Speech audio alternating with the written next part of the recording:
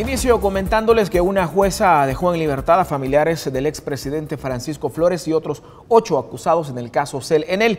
Pero como nos cuenta Mario Zelaya, la medida responde a la petición de la Fiscalía General de la República.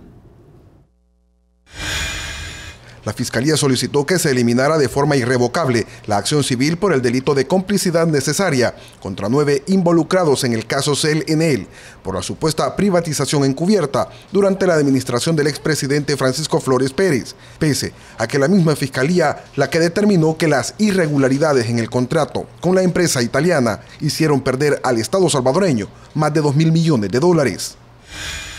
Bueno, por el momento nosotros como representación fiscal pues estamos satisfechos de la resolución emitida por la señora jueza en este día, ¿verdad? Todo ha sido apegado a lo que está suscrito en el acuerdo marco y como ella lo mencionó, pues es la base que fundamenta la resolución.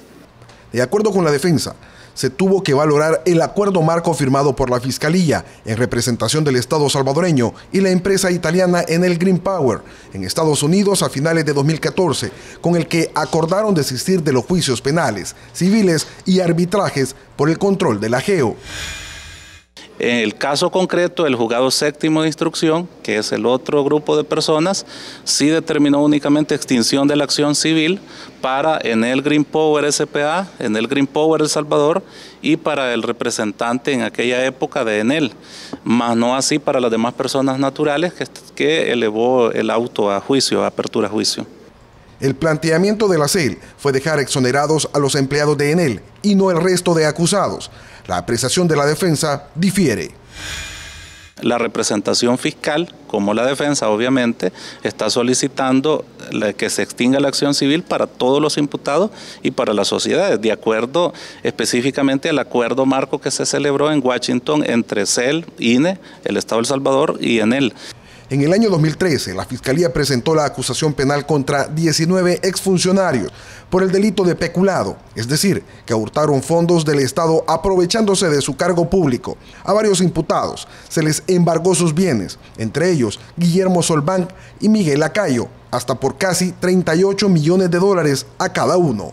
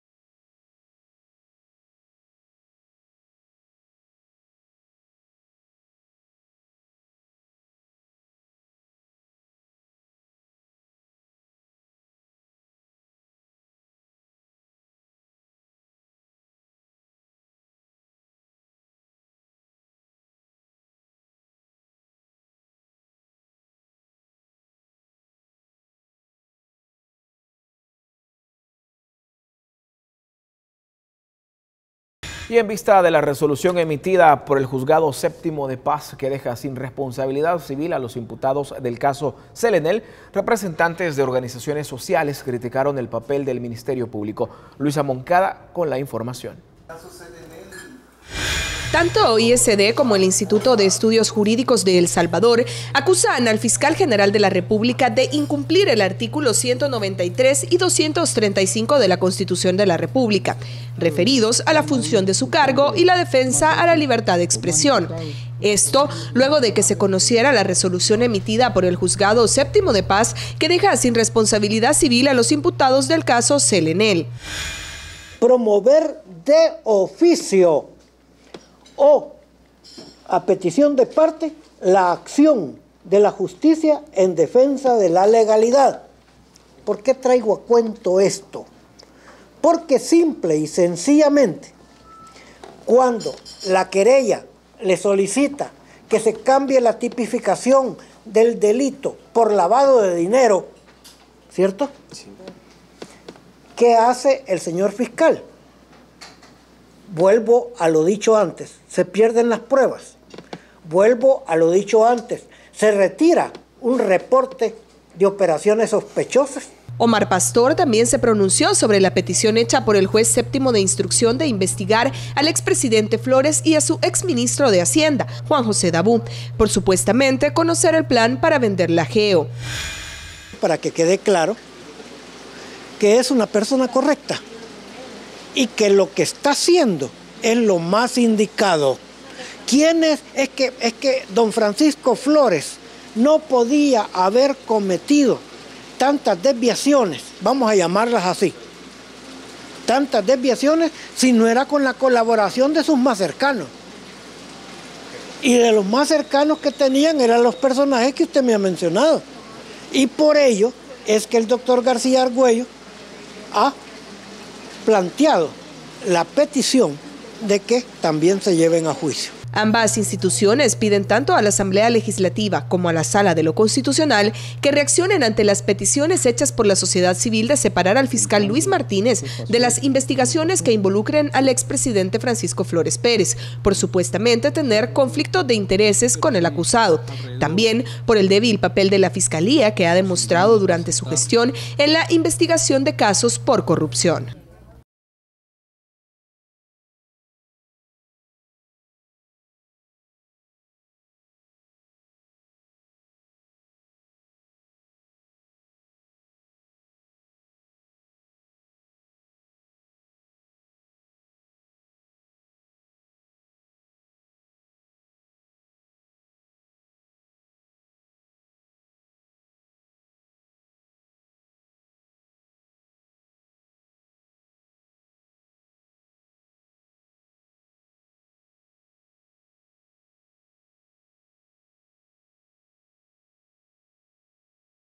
Bueno, y siempre en temas judiciales, esta semana iniciaron los alegatos en el Juzgado Quinto de Instrucción de San Salvador, donde son procesados más de una decena de exfuncionarios acusados de corrupción.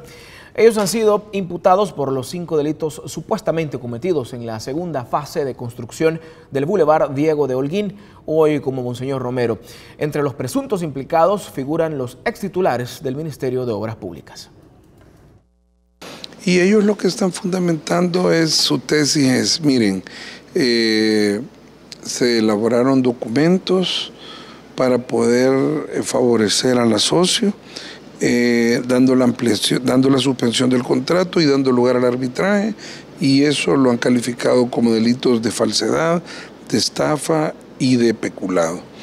La verdad que las cajas, la documentación es mucha, ¿verdad? Y los cuestionamientos también sobre esos documentos han sido muchas, desde la pericia que se elaboró, ¿verdad?, hasta las entrevistas de los testigos.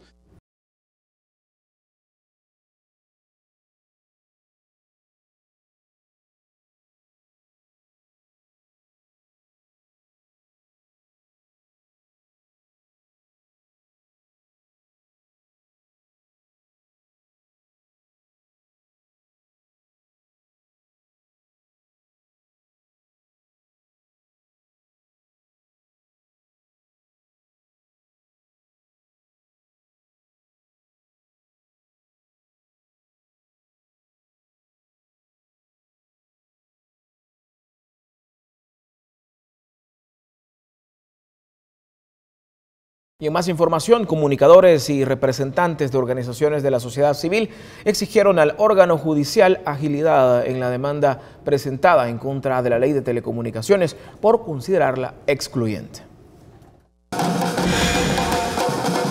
Una vez más, la Red por el Derecho a la Comunicación exigió a los magistrados de la Sala de lo Constitucional de la Corte Suprema de Justicia agilidad en las demandas presentadas contra la Ley de Telecomunicaciones en sus artículos 80, 81, 82, 83, 84, 85 y 100, que establecen la subasta al mayor postor como único mecanismo para asignar frecuencias radioeléctricas, mecanismo que violenta los principios de igualdad, libertad de expresión y prohibición de prácticas monopólicas.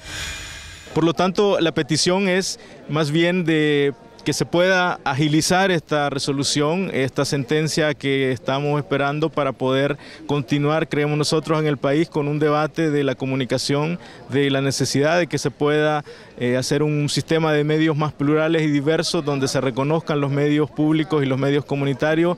Ellos están respondiendo únicamente a un sector político del país, ¿verdad?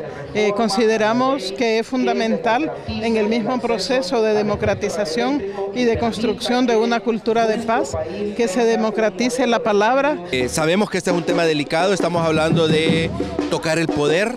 Es decir, estamos hablando de medios de comunicación y medios de comunicación en este país han estado ligados a proyectos políticos, proyectos ideológicos, proyectos económicos. Sabemos que es delicado, pero a pesar de eso, la función y la responsabilidad de la sala es resolver. La segunda demanda cuestiona los artículos 15, inciso primero, 115 y 118, inciso segundo y 126 de la Ley de Telecomunicaciones, referente al carácter de bien privado de las concesiones del espectro radioeléctrico y su renovación automática por periodo de 20 años de forma indefinida. Aquí estamos hablando de intereses, como le digo, estamos acostumbrados culturalmente a que cuando hablamos de medios de comunicación pensamos en la empresa privada. Pocas veces en el ideario de la colectividad se piensa en medios comunitarios, en medios del Estado. Y entonces esos medios de comunicación han servido históricamente para favorecer intereses políticos e ideológicos. La primera demanda fue presentada en agosto de 2012, mientras que la segunda en mayo de 2014, y hasta la fecha la Sala de lo Constitucional no ha resuelto en ninguno de los casos.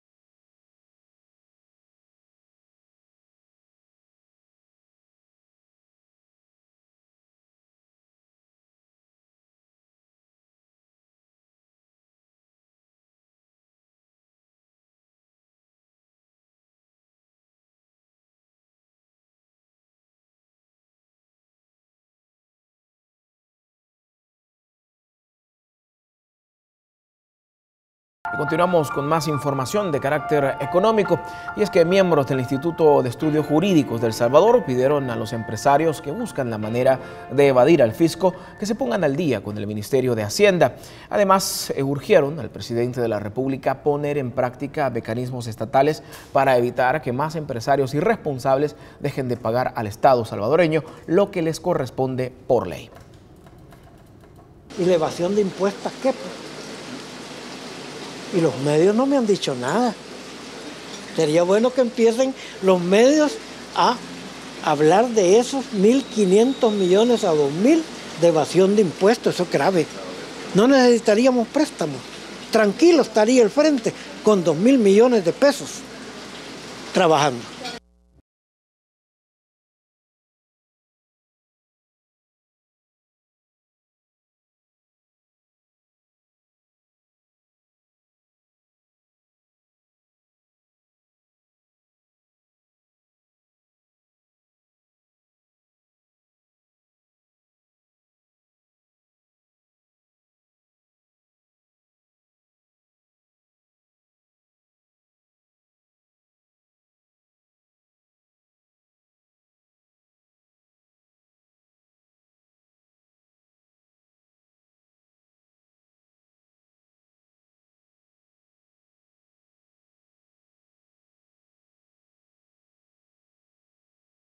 Y más de 1.000 jóvenes han logrado tener sus proyectos cooperativos gracias al programa Seamos Productivos, impulsado por el Ministerio de Educación con el apoyo de la Unión Europea.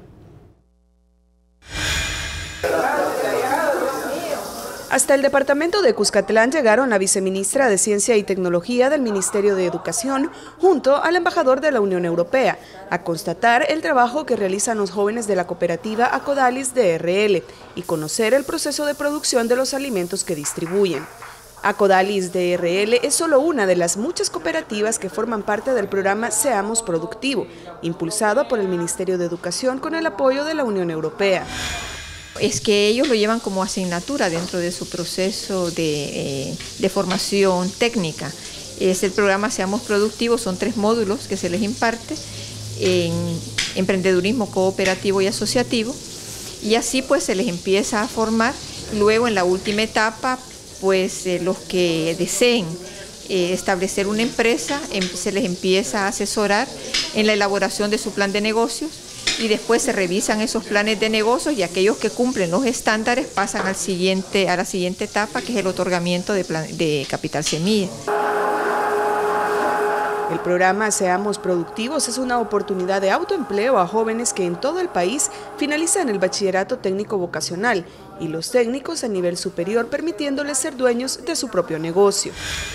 Como dijeron, ¿verdad? Va a haber que van a donar capital semilla, de formar grupos para que nos pudieran dar ese dinero, ¿verdad? Entonces ahí fue entre las secciones, entre amistades, ahí inició toda la idea de eso. En 9º grado yo no sabía ni qué iba a hacer.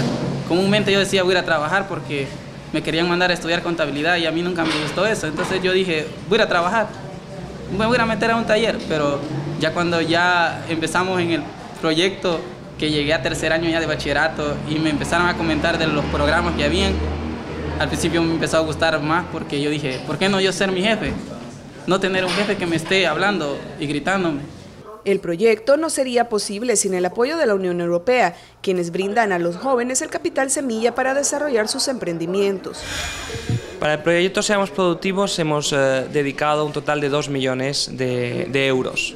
En dólares es un poquito más. Y el programa Seamos Productivos forma parte de un programa más amplio de cooperación en el campo de la educación, que se llama ProEduca, al que hemos destinado hasta 25 millones de euros en los últimos 7 años. Ahora mismo estamos empezando un nuevo ciclo de cooperación, y de los casi 150 millones de euros que vamos a tener para la cooperación en El Salvador, una gran parte van a ir a la juventud.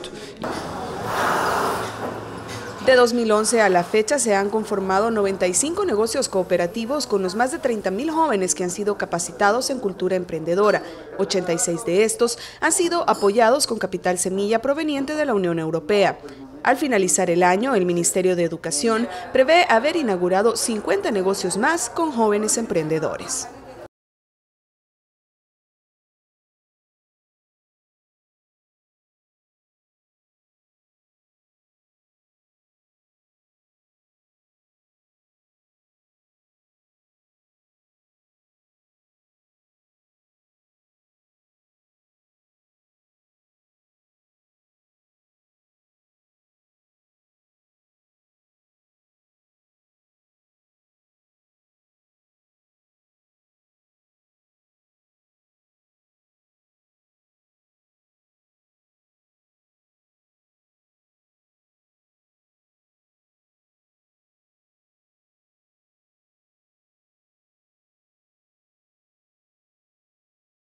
Y los ministros de Economía de El Salvador y de Honduras se reunieron para conversar sobre los proyectos binacionales de interés común de facilitar el paso de mercancía y de personas en los puestos fronterizos.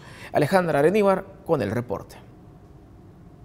El encuentro es resultado de los acuerdos alcanzados en la reunión sostenida en febrero de este año entre los presidentes de El Salvador y Honduras, quienes acordaron impulsar medidas de facilitación del comercio en los puestos fronterizos existentes entre ambos países. Los puntos que vamos a tratar ahora en agenda, cómo se verá avanzando en los puestos fronterizos, tanto como el Amaltío como el POI, ¿verdad? Que son de los con que más se hace comercio, intercambio también y el paso fronterizo de las personas. Estamos iniciando hoy con El Salvador es la definición e identificación de qué medidas necesitamos de manera particular para lograr ese proceso de modernización que va a conducir finalmente a la facilitación del intercambio comercial entre Honduras y El Salvador. Honduras es el principal destino regional para las exportaciones salvadoreñas y viceversa. En el 2014, El Salvador exportó 748 millones a Honduras, mientras que las importaciones de ese país alcanzaron los 560 millones.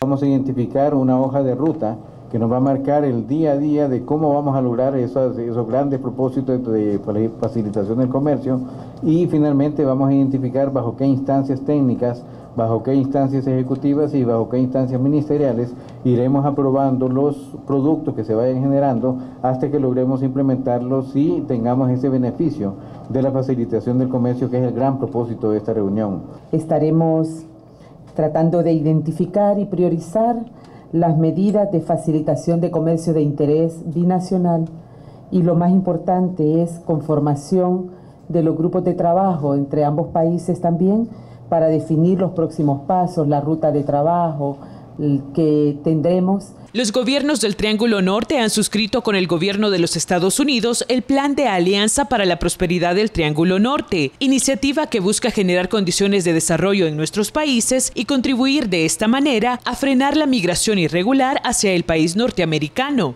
Dentro de los proyectos de facilitación de comercio que podrían implementarse en los puestos fronterizos, se encuentra el registro del paso por la frontera mediante dispositivos de radiofrecuencia, la emisión de certificados fitosanitarios de manera electrónica, entre otros.